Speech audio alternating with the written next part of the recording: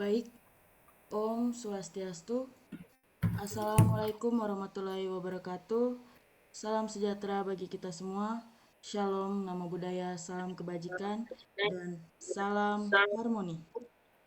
Salah. Baik, di sini kami sebagai kelompok 5 dari kelas Ilmu Komputer 1A akan mempresentasikan tentang materi multiplexer. Sebelum itu, izinkan kami untuk memperkenalkan diri masing-masing terlebih dahulu. Ya, yang pertama saya itu perkenalkan, nama saya Arif Fadi Purba dengan NIM 24 10 10 30. Perkenalkan, nama saya Dewanti Deviswati dengan NIM 2415101031. Saya Gita Damayanti dengan NIM 2415101032.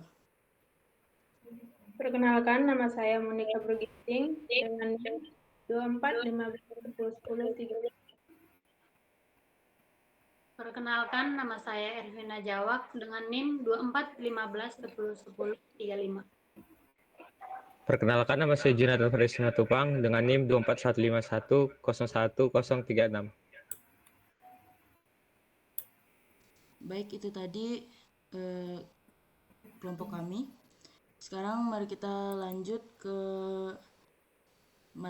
pembahasan materi. Yang pertama ada pengertian yang akan dijelaskan oleh rekan saya. Oke, jadi di sini saya akan menjelaskan pengertian apa itu multiplexer. Jadi, multiplexer adalah perangkat pemilih beberapa jalur data dalam satu jalur data untuk dikirim ke titik lainnya. Multiplexer sendiri mempunyai 2 atau lebih sinyal digit sebagai input dan kontrol sebagai pemilih atau selektor. Multiplexer juga merupakan data selektor atau pemilih data. Selanjutnya, multiplexer adalah jumlah masukan input lebih besar jumlah keluaran atau satu output.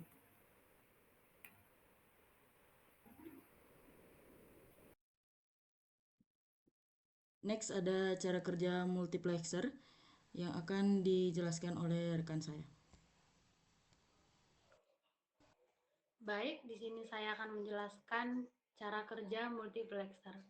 Salah satu kegunaan utama multiplexer adalah dalam sistem jaringan komputer, misalnya dalam jaringan LAN yang padat, beberapa komputer dapat terhubung satu kabel menggunakan multiplexer. Ini memungkinkan banyak pengguna untuk berbagai koneksi jaringan yang sama dan mengurangi biaya infrastruktur. Multiplexer juga dapat digunakan dalam aplikasi audio dan video. Misalnya, dalam industri televisi, multiplexer dapat digunakan untuk menggabungkan banyak saluran audio dan video menjadi satu saluran siaran, sehingga dapat ditransmisikan melalui satu antena atau kabel. Baik, next.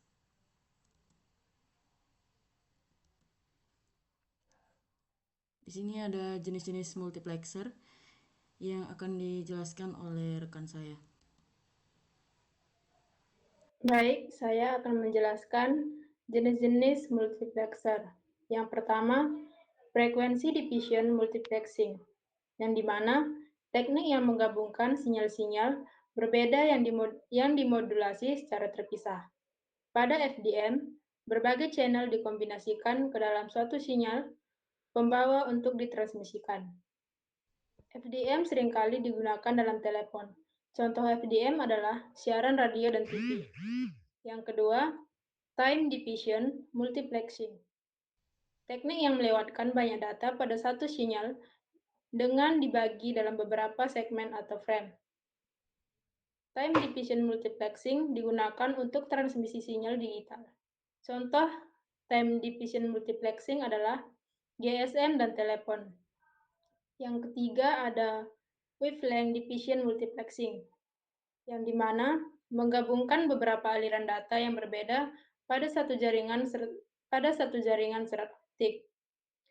Wavelength division multiplexing menggunakan komunikasi dua arah secara bersamaan melalui serat optik tunggal.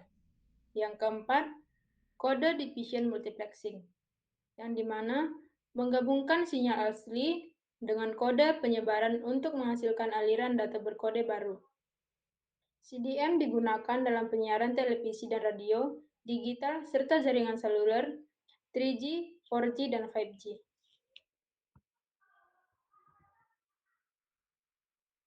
Baik, di sini saya akan memberikan contoh penggunaan multiplexer dalam kehidupan sehari-hari. Yang pertama sering kita jumpai di rumah-rumah, yaitu TV kabel. Multiplexer pada TV kabel menggabungkan banyak saluran TV ke dalam satu kabel. Ini memungkinkan banyak program ditransmisikan melalui satu saluran. Yang kedua ada jaringan telepon yang sudah menjadi kebutuhan primer kita pada saat ini. Multiplexer pada jaringan telepon akan menangkap sinyal dan menggabungkannya yang berasal dari berbagai perangkat. Kemudian multiplexer akan meneruskannya menjadi satu jalur, di mana jalur tersebut adalah tujuan dari sinyal yang akan dikirimkan. Yang ketiga adalah jaringan komputer. Multiplexer pada suatu jaringan komputer memiliki perangkat input, processing unit, dan output.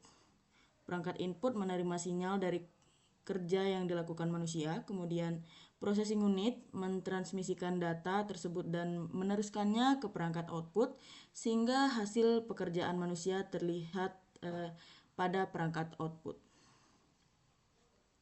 Dan yang terakhir adalah keyboard komputer yang sangat sering kita temui dalam kehidupan sehari-hari.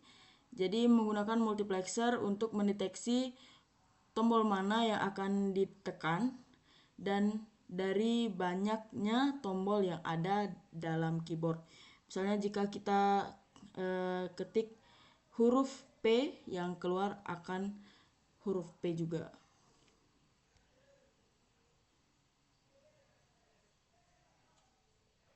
Lalu terdapat keuntungan dan kekurangan dalam penggunaan multiplexer, yaitu pertama, mengurangi kompleksitas dan biaya CKT.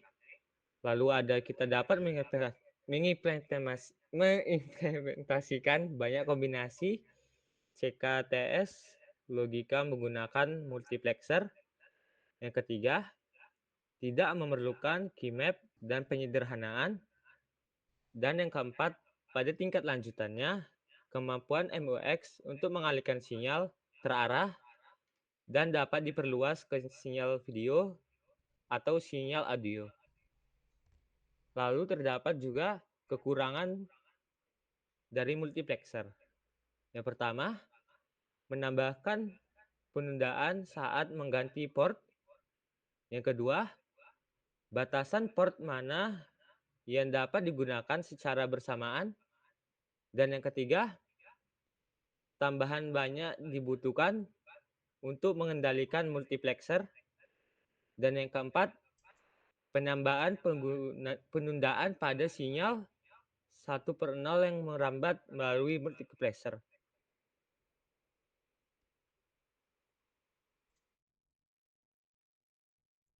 Baik, di sini terdapat kesimpulan. Baik, saya Ariel. Saya akan menyampaikan kesimpulan akhir dari materi kami yaitu multiplexer. Secara keseluruhan, multiplexer adalah komponen vital dalam dunia elektronik dan digital modern. Fungsi dasarnya sebagai data selektron membuatnya sangat penting dalam aplikasi yang membutuhkan pengaturan efisien dari banyak sinyal input. Penggunanya di berbagai bidang seperti telekomunikasi, komputer, dan kontrol sinyal, menyoroti betapa pentingnya MUX dalam mengoptimalkan penggunaan sumber daya sistem, seperti jalur komunikasi atau prosesor. Yang kedua, dengan kemampuan untuk meningkatkan efisiensi, menghemat ruang, dan menyederhanakan desain rangkaian, MUX terus memainkan peran penting dalam perkembangan teknologi digital.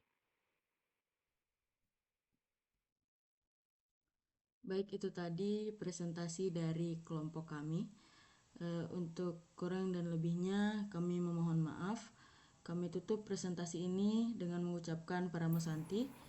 Om Santi Santi Santi Om. Wassalamualaikum warahmatullahi wabarakatuh. Salam sejahtera bagi kita semua. Shalom, namo buddhaya, salam kebajikan, dan salam harmoni. Salam. Terima kasih.